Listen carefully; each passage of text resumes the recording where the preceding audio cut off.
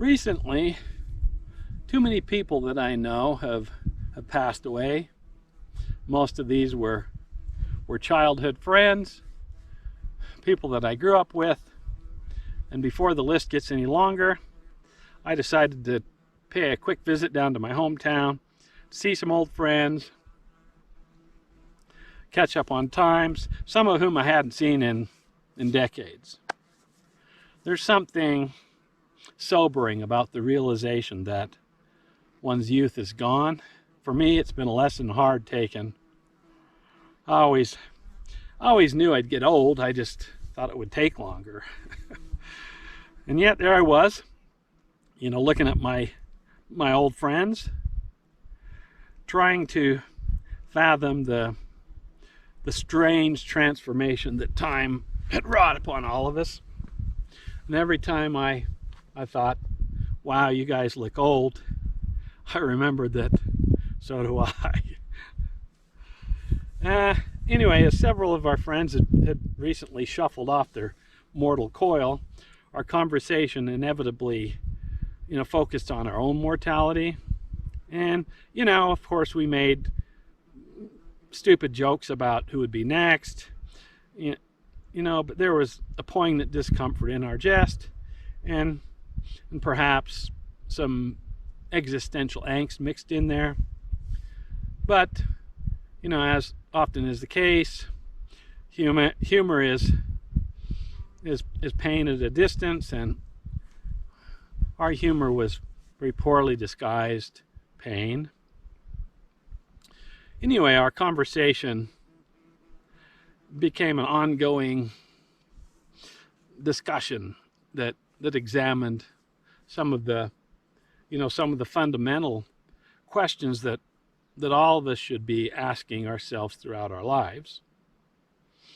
Why wait until you're in the autumn of your life to examine your purpose and find meaning in your existence? You should be getting on with that as soon as possible.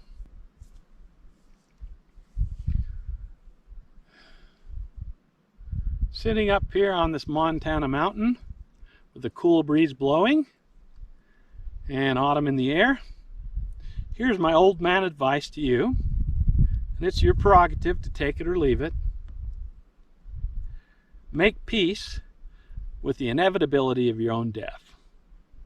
The sooner you can do that, the more peace you can have throughout your life. Don't let your struggle with existential angst and the anxiety that comes from that, don't let it cripple you.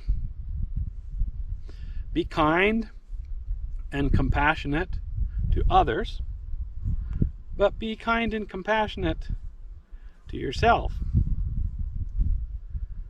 Find a meaningful purpose to your life. Only you can decide what that is. Nobody else can tell you that. But find a purpose. Nihilism is a heavy and cynical perspective to channel throughout one's life. Don't do that to yourself. The next time you ponder your place in the cosmos and you wonder, is the universe the consequence of nothing more than a cold mechanical machine, chemical reactions,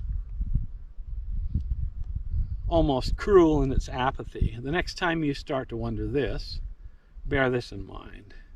We are, at the very least, avatars of the universe. Think about that for a minute. The universe is, at least, as kind,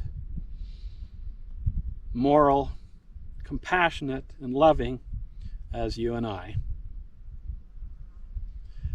Through our eyes, the universe is gazing upon itself, reflecting upon the wonder. Through our ears, the universe hears the harmonies around. We are the witnesses. We are the the vessels through which the universe becomes conscious of its glory and magnificence. We are this. At the very least, we are this, are we not?